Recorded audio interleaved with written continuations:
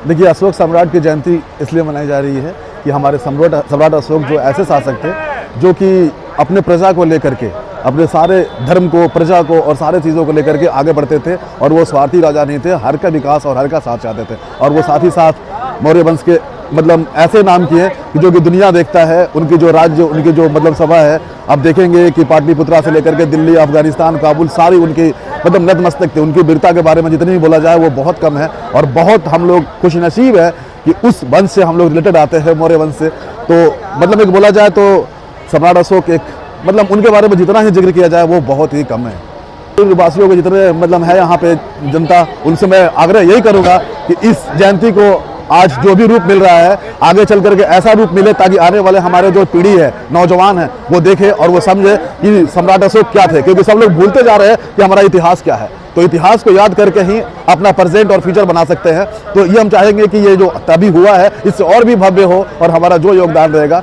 मैं हमेशा हाजिर रहूँगा।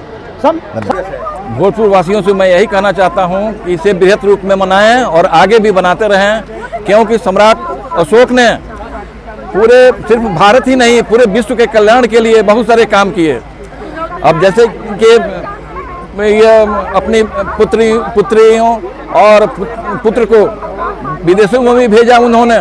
अभी जो बौद्ध धर्म जो है को जो फैलाने में जिनका बहुत बड़ा योगदान था, तो वो उन्होंने कलिंग युद्ध के बाद में शांति अपनाने के लिए, मानव के कल्याण के लिए सिर्फ भारत ही नहीं, चाइना तक, चाइना और श्रीलंका या भारत के पूर्वी से पूरब जो देश हैं वहाँ पर उन्होंने बुद्ध का संदेश फैलाया। इसके अलावे बहुत सारे स्तंभ बनवाए जहाँ पर उन शिलालेखों पर बहुत सारे जन कल्याणकारी सिद्धांत उन्होंने स्थापित लिखवाया।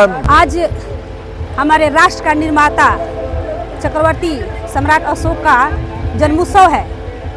उनका मतलब पूरा विश्व में नाम है। वो ऐसे सम्राट थे मतलब कि अपने जीवन में एक भी लड़ाई नहीं हारे थे, लेकिन उन्होंने तलवार के नोक से अपना राज किए, एक अच्छी रणनीति तय करके, जो 92 लाख वर्ग किलोमीटर में उनका राज था। उन्होंने अपना विश्व शांति का मार्ग अपनाया, जो आज पूरे विश्व में उनका नाम है और उनका गुरु है बुद्ध, गौतम बुद्ध।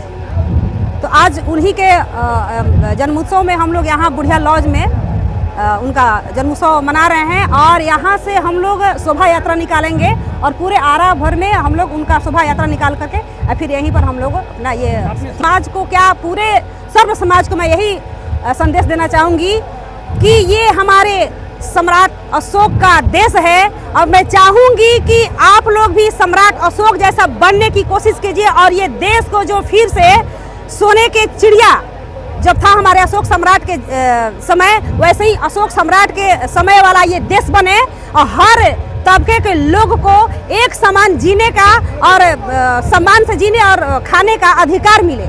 लोग सम्राट अशोक महान की जयंती मनाने के लिए मैं रोहतास से चलकर यहाँ पर आई हूँ। मैं एक्स मेंबर ऑफ पार्लियामेंट, पूर्व सांसद श्री राम प्रसाद कुशवाहा की पुत्रवधू हूँ, डॉक्टर रश्मि कुशवाहा।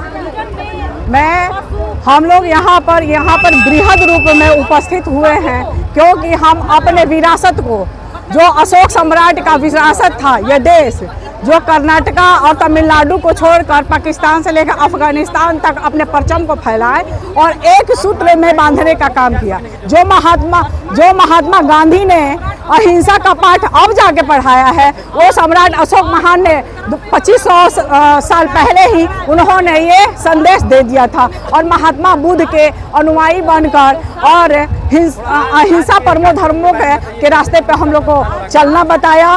खंड खंड भारत को अखंड बनाने वाले आज सम्राट अशोक महान की जयंती पर हम यहाँ आरा वासियों को बहुत बहुत शुभकामनाएं व्यक्त करते हैं कि वो यहाँ पर हार्दिक अभिनंदन करती हूँ। यहाँ इतने संख्या में उपस्थित होकर और ये जो हम लोग बिखर चुके हैं उनको और अपने वजूद की